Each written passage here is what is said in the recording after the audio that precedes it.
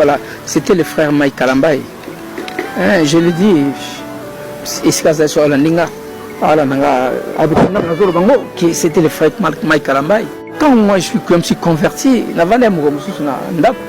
téléphone Lili, qui va venir, allô, oh, viens en aide, ça va, qui m'avait appelé, mon grand frère, lui qui filmait, Abenga, Boninga, ça va. Aux hommes, on a des négatives, ah, aux armes, oui. Attention à enregistrer, il est là, depuis nous on a le banc avec certitude, parce qu'on a besoin, il y a pour Yoka. Ok, voilà. Voilà. Non, on a besoin de ce côté. À moins que Moutala va le contraire. Peut-être qu'à partir d'Ango, Agoluka a changé. Nago ça a été pour nous qu'on a conscience de ma non, je le dis parce que à Salek Mabe Makasa, Salenga Mabe. Nauta qui n'a dit fait la moto, n'a kufa. N'a pas dit fait le Nzamba Bimisinga. N'a pas beninga. Quand fait benga bina ngabi, nous devons nous attendre. N'a pas nazali. Au thème, au sadi. N'a bon ça va maman, n'a bon ça prédication. Ah, mais les gars n'ont pas quoi. N'habité na oleka, na ozata na oleka. Parce qu'il reste un frère. Vous voyez, nous zoaté. La petite nous va jouer, maintenant va jouer. Il y a pas d'autre. On peut tout préparer. Tout pour la petite non, tout préparer grand hôtel. On peut un grand hôtel est bien. Avec petit non, maintenant non. On peut préparer habiller Mike Kalambay. Na ozat. Mais pas les cheveux, tant pour faire place au yard aussi. Oh, mais il y a pas un grand hôtel. On a vu la minute toute. Maintenant, il y a une goyati. Maintenant, il y a une goyati. Alors, on a dit, bon, on a pas sur le PC tamboté. J'ai appelé Singa Mike Kalambay na téléphone. Allô, allô, bonjour, vieux. Maman, j'étais choqué. J'étais choqué. Tout le monde Mike Kalambay n'a pas 2 minutes, n'a pas kaka. N'a pas yo. Nzamba Pambolao, pour nous fingaï. Et je te dis vrai, je te dis, il y en a qui m'ont dit, attends, laisse-moi dire les sentiments qui m'avaient animé dans le moment. N'habite dans la fingaï, nini, dans la qualifiée, nini, parce que, dans le monde qui n'a pas outikuna, mais je vois, Moutou n'a pas un modèle, tu vois, bien qu'il y a des qui n'ont pas Namboula, mais, parce que tu as bandé, Moussala Mavanga. Mais tant que nous avons fait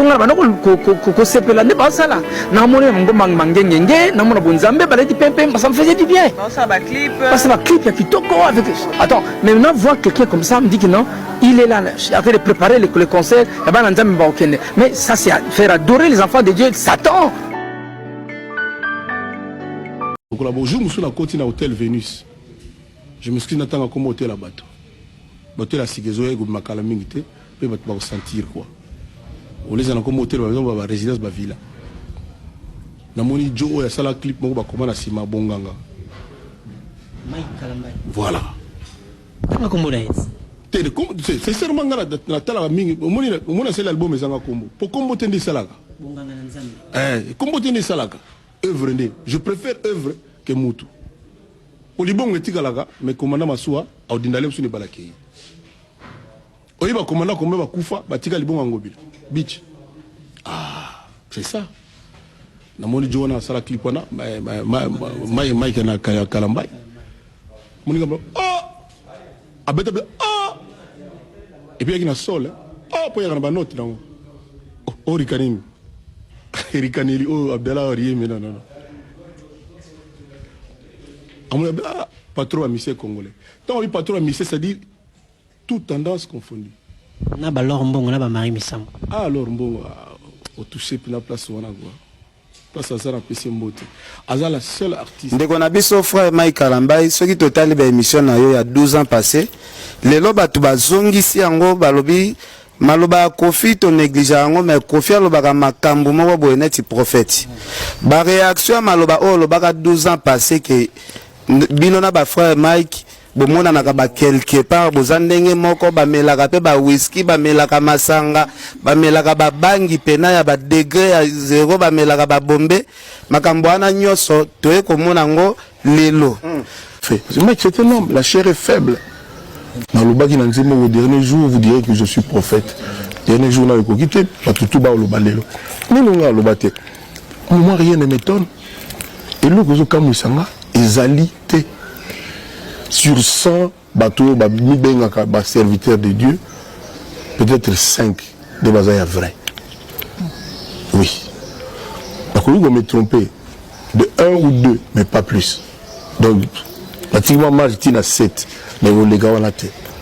Et comme business, et comme bamsoba, comment, basia bateau. Mon image, il y avait une abysso, c'est school, il y a Mobutu. Boutou va veiller na Boutou quand on va signer faut bakenda.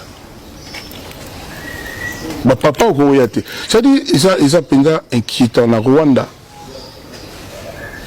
Loi Isali. C'est-à-dire qu'on a bazaka na à peu près 20 églises. 20 à 30 églises. Rwanda Mobimba. Bisous tous en qui 40 000. J'ai dit bien 40 000. Chaque jour nous tombons comme ça dans la chambre na tongole la muka a commis prophète biso photo fuka mais so azolo ba muta lo bate to pe mate to ningana te preuve ezalagate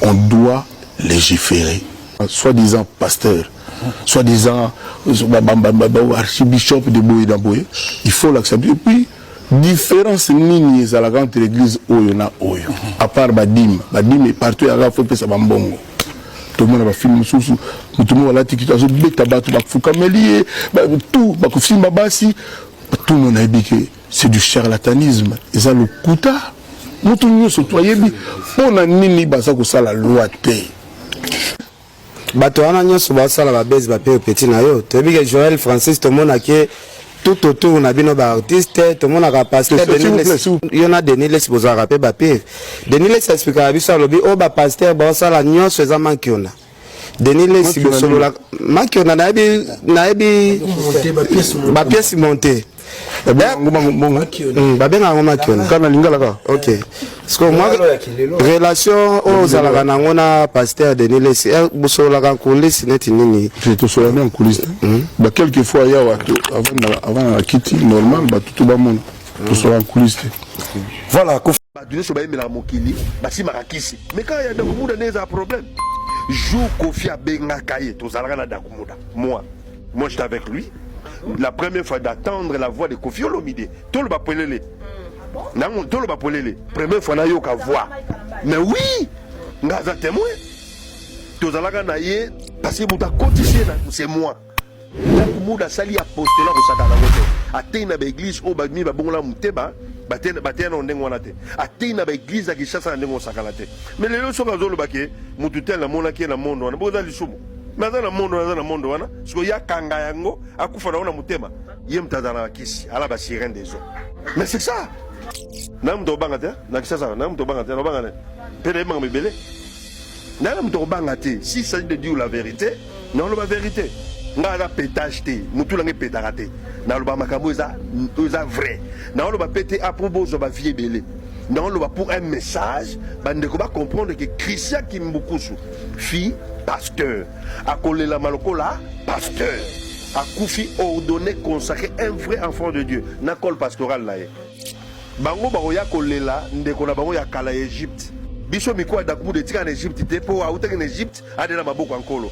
Bango baroya lela ndeko na bango il fit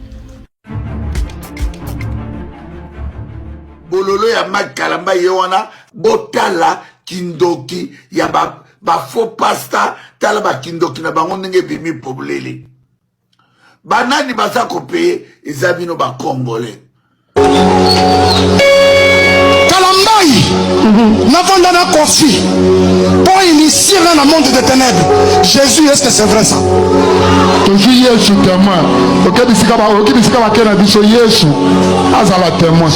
la nuit ou la journée? Jusqu'à me passer d'Akumuda au téléphone. Ça s'est fait quand et quel jour? Non, papa, Kofi peut répondre de son papa. C'est Salamaki, le dit kaka. Pasteur Mike, arrête. S'il te plaît, arrête ces délires. Quand le pasteur d'Akumuda a dit ces histoires, Ezaki na émission, en salant ni na église, ni na nini, c'était dans une émission. Et t'as pas répondu? T'as pas réagi? Pasteur Mike, au réagi Satan, tu parles avec un mort, pourquoi? Et puis tu cries sur un mort. eza na impact te omisambwisaka mpona nini oyebaka mamba oloba te fotikaka Pasteur Mike fotikaka badelire wana penye la loba na yo orépondra te parce qu'eza vivant Zawadi asakana na yo orépondra te parce qu'eza vivant. Tu veux parler à Christian Kimbuku sur que son âme repose un peu parce que c'est un mort. Wesh. Eh. Il fallait se taire. Nengo c'était ça qui dès début de l'émission et Salama ça fait 2 ans et en 3 ans. Il fallait aussi taire mêmement. Tu comprends, Pasteur Mike? On te respecte, on respecte les enfants de Dieu, on respecte les serviteurs. Tu sais que j'étais toujours respecté. Nazala toujours n'a pas délire. Mais là, tu exagères. Wesh, t'exagères. Arrêtez de parler avec un mort parce que tu sais que Christian Kimbuku ne peut pas parler. Yangondoye na cher hein? Mais Kalambai, tika buzoba koyaya. On a souni. On a nini. Je n'ai jamais bébé. On a prédication nini, on a la chair. On a besoin de ça. Arrêtez vos histoires là, les pasteurs. Dieu seul va vous juger, Dieu seul va vous condamner. Tika fananonie, nzamba o juger yo na nyonso yozo sala. Nyonso yozo sala avo bimana mabele e bimana poisa bo sambwa na bino. To tikela bino nzambe. Na peuple obozo conduire na kati soki ya paradis so yali felo nzambe yimo kwa yebi. Pasteur Mike. Tika biso makele ko. Oh, qu'est-ce qui beaucoup de ça à l'obali comme dans notre émission. Dans ça qui vivons répondre qui était. Tu l'as jamais répondu. Ça c'est quel genre de délire? Ça c'est quel genre de délire? Zawadi na allait pas au teint. Olobaka Zawadi ebisa kama kamba lokuta kota na bénédiction. Allait pas au teint, yo na zo vivre bien. Tika biso ko. Tika biso dakumuda kufiko balela dakumuda tranquille. On va salir à ma personnalité d'Akumuda. Et ça n'a pas tout oyo. Baloba yango d'Akumuda était vivant, il disait ça. Oye ko répondre muta kufa, to répondre bato ba vivant. Ten yo ko répondre d'Akumuda ten. Yo répondre journaliste on atanga ikombono tanga kombo nebo attaquer yo. La famille tovandi kaka boye kuna pe mopenya apelisi ya ye bande koboyo kama kamina za koloba sur nani sur Mike Kalambai. Awa pe tozali koloba na bande kuna biso ozali komi benga ozali chrétien s'il vous plaît. Bo tambola na bapa ya nzambe to boyi na biso te. OK? To boyi te bozali bato. Mais quand même makambo boye mbaka bo pratika kango e ko sala bien. Boyo kama kamini penya nazali koloba. Et ce que je voulais dire, c'était que ça, je m'adresse à tout le monde dans le sens où j'aimerais que vous compreniez un peu les réactions de tout le monde ne sont pas pareilles. Mon ex-mari, tu as blessé, tu as déçu, tu as, je sais pas, trahi, je ne sais pas, énième de femmes avant de dealer même avec moi. C'était peut-être pas dans les mariages, c'était dans le copinage et tout, whatever. Et ces femmes-là n'avaient jamais réagi, ne s'étaient jamais comportées mal vis-à-vis de ta personne. Mais, au lieu de te dire que j'arrête et tout, que Dieu m'a fait grâce de ne pas dealer avec une vraie folle, que je change, tu t'es dit tu vas prendre une qui est plus jeune et tu pensais que peut-être parce que j'étais jeune, que j'étais malléable ou bien que j'étais plus facile que les autres. Et pourtant c'était absolument le contraire. Tout le monde ne réagit pas au trauma de la même manière. Tout le monde ne réagit pas à l'infidélité de la même manière.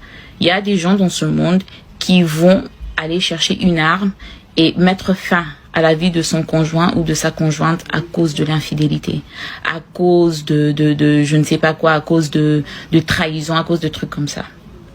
Alors, quand je t'avertissais et je te disais Papa Shaddai, et ça, c'était en 2019, parce que ma sortie médiatique, c'était en 2020. On a fait 1 année où on essayait de chercher la paix, non? On a fait 1 année. Et je pense que parce que j'écrivais de temps en temps sur Instagram, ça l'énervait.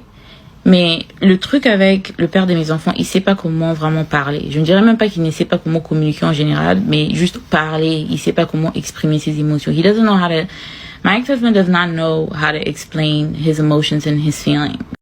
Pasteur Mike Kalambaye, avec tout le respect que je te dois, tu peux venir devant au Vanda. Pasteur, na mamnu c'est le cas na toile pour na yo. Mamnu c'est le cas na réseau. Moi, na ça batuke au changer. Moi je te défends. Na défendre au pam pam. Les asso balo mamte pasteur Mike ba mbebeli ba kosela ki. Mais na yo mona lelo par rapport à mamnu sur internet, o linga buzz. Na mo ke ba pasteur nyos boko mo linga ba tchamino ba miniature. Boko mo linga ba page polémique ba matchamino ba miniature. Parce que si yo za homme de Dieu oko va ndenge nini na nini na yo ozo tel ko la chair oza sacré ozo comme ko dénigrer batu misusu. Pasteur, niveau ba publier niveau mama baby ma vraiment en internet.